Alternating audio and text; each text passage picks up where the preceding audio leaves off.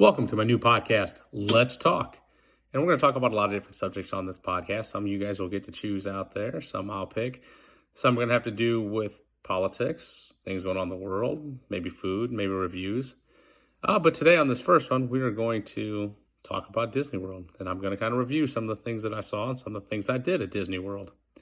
For those of you that are going to watch this on YouTube, you will get to see some pictures and some videos that I get to take. If you listen to the podcast, well, that won't happen, but that's okay. We'll just keep on talking through it. Now, we stayed at Boulder Creek Villas and at Wilderness Lodge. Very nice place, very nice room. Not a lot to see out of the windows. You get to see the resort. Sometimes you can kind of see the river that goes through there, but overall, not the greatest thing to see out of your windows all the time. It's not a whole lot of sights to see like is in some other lodges, which we'll discuss at another time. But overall, the lodge is nice. It's cozy. There's plenty of places to eat. You've got you got storybook dining if you want to at Artist Point. We never did that. It's quite expensive, and we see characters all the time. And sometimes you just not spend enough time at your resort in order to do all that kind of stuff. But we did eat at Geyser Point, which is the outside quick dining service. You can order food there, especially late at night. You can order food there. And the resort has a geyser on it. The geyser goes off. I don't remember how often it actually went off, but it was pretty cool to see a geyser going off at a resort. There's also the Roaring Fork, which is another quick dining service, which comes in handy when you get back from the parks. Order something quick. They have barbecue, which is okay. Nothing great, nothing special, but not bad. They have burgers and things like that, and salads and lots of desserts that Disney resorts would always have. But overall, it was okay. It was nothing special, but like I said, nothing bad. A lot of the quick dining services inside the resorts are nothing great, nothing grand, but they're never bad either. And your portion size is always pretty good. They also have Whispering Canyon Cafe, which we ate at a couple times. Had dinner there, which is pretty much an all-you-can-eat barbecue. They serve it in a giant pan, and you start eating out of a pan. The ribs were a little dry. Not bad, but a little bit dry. Could have been a little bit better. The brisket wasn't too bad. The pulled pork was pretty good. The sides were good. The service is excellent. It is a great place to go if you want to have a good time and eat. It's fun. It's loud. If you go there, don't ask for the ketchup. Or if you do ask for ketchup, be willing to have to get up and give the next person the ketchup somewhere in the restaurant. Also ate breakfast. Breakfast was very good. Once again, entertaining. The staff is great. They have a good time with their jobs. It's like I said, it's not. If you want to go someplace quiet, that's not for you. It's loud. They're loud, but they have fun with you. They have fun with the guests. It seems like they have fun with their job. Definitely recommend going. It's a fun place to eat. The barbecue, like I said, the dinner was okay. Nothing great, but it was good. I've had worse barbecue. I've had better barbecue, and I'll discuss that probably later on because I had better barbecue while I was at Disney. But the resort overall, it's got a nice game room. I don't really like the game rooms at Disney, but for kids, it's a nice game room. They're expensive. You don't get much out of them. Not a lot of games, but they are for kids. And so if you go, just remember you're going to spend some money. The best value is to buy that $25 card. I will tell you that now. You also they have a light show at night, 9:30 at night, as long as the weather's not too bad. And pretty much every night it was pretty nice when I got to see it. Just a little light show parade that goes on outside in the lake or the river, whatever you want to call it, towards Magic Kingdom. And you kind of get to see. I'm not going to tell you what you get to see. I want you to see it for yourself, but it's pretty cool. It's pretty interesting. It goes on for about 7-8 minutes. Just something special you get at that resort that you don't get at a whole lot of other resorts. They have a campfire at night where kids can go make s'mores. That's always fun.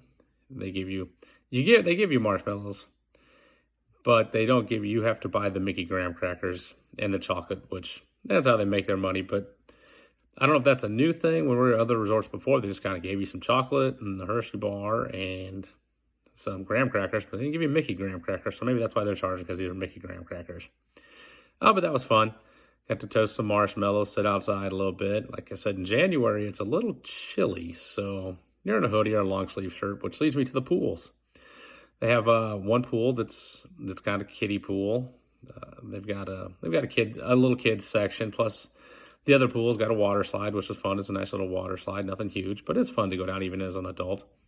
The pool's a little chilly in January. One day, the top felt fine, so I decided I'll jump in. Felt like a cold plunge on the bottom, though.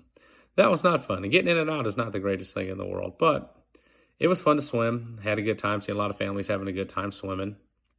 There's another pool that doesn't have the water slide or the actual kid park, but it had some, it was nice and good sized, and people were in there. It's kind of a more of an adult one. They also have some hot tubs, two of which that I found were not really hot tubs, and the other one was kind of warm. But I understand why you have to do it, because you have little kids going in there at all times. You can't monitor everyone. You have to hire somebody else, say, no kids, you can't come in here. So you can't have it too hot.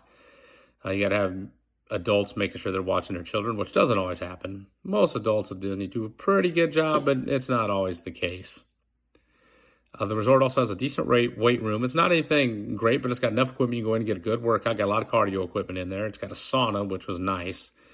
A couple of those nights, go in there, sit in the sauna, and the sauna is warm. It's good. Go in there, just kind of relax, sweat everything out. So overall, it's a very good resort. The parking lot's a little ways from the building, though.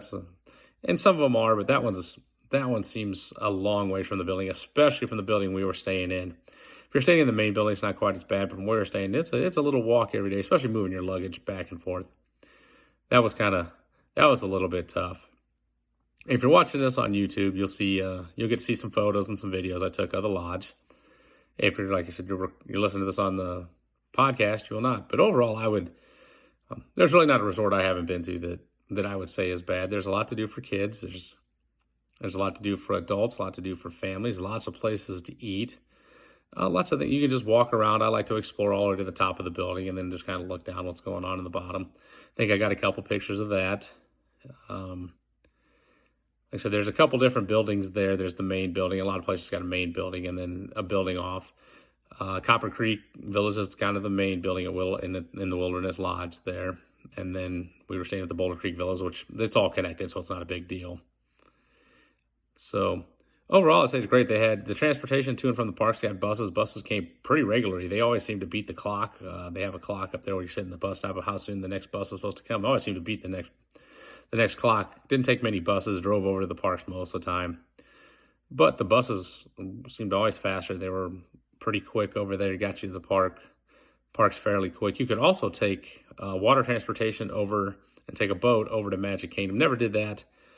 Only went to Magic Kingdom one day. The problem is they don't start early enough for you to make sure you get to the front of the line of rope drop if you want to do rope drop. If you don't want to do rope drop, it's great to take that boat across. But if you're doing rope drop, you'll never make it in time. They only leave a half hour before the park opens, so it doesn't do you any good if you want to rope drop. But if you're just going over, you're coming back one time and going back later in the afternoon, yeah, that's a great way to get transported over there. Plus, you get to see the lake, and they got different tours on there. You can take a boat ride at night. It costs quite a bit extra, but you can take a boat ride at night to see the fireworks at Magic Kingdom. It's a fireworks boat ride. You can also rent bikes and things like that. So overall, it's a fun resort, fun to be at. I definitely recommend it.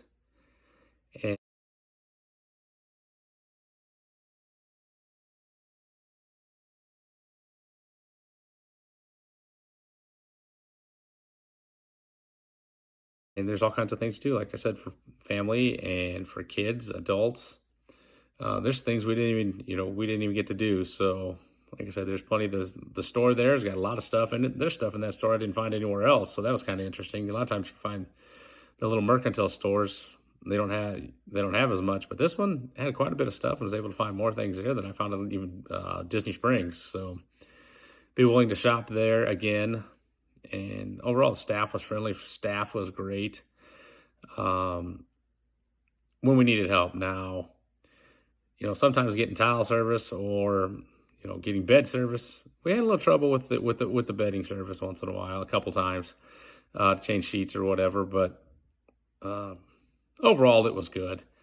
One time they gave us a blanket or a comforter that did have some blood on it. One time, it had something on it. It looked like it was blood. They came right away, gave it back, apologized, and things like that. But Never had that happen before at Disney World. But overall, though, the staff was very friendly, did their job. The front desk was great. I had a few issues. They fixed them for me really quick. And like I said, the transportation to and from there is great. Went over to the other side, the Wilderness Lodge part where the campground is. Saw the horses. You can horseback ride over there. So yeah, you get to see Cinderella's horse, and yeah, you don't get to pet the horses. You got to stay away from petting horses. Somebody tried and got yelled at, even though a big sign says "Don't pet the horses," and it was an adult, not a child. Children seemed like they were fine when they were over there. So it's a big overall. It's a big place you can go to there. You can drive over there. You can take a boat over there. You can take a bus over there. So and they've got other playgrounds on the other side, and it's kind of all connected a little bit. There's some nice playgrounds, like I said, for the kids. The horses were that was a hit. That was pretty cool. So for families, it's a great place to stay. Pretty much everywhere Disney World is, but lots of things to do. You could stay there 2-3 days and not actually go to the parks and do plenty of stuff, including swimming. They have ping pong, they have bags, they have pool.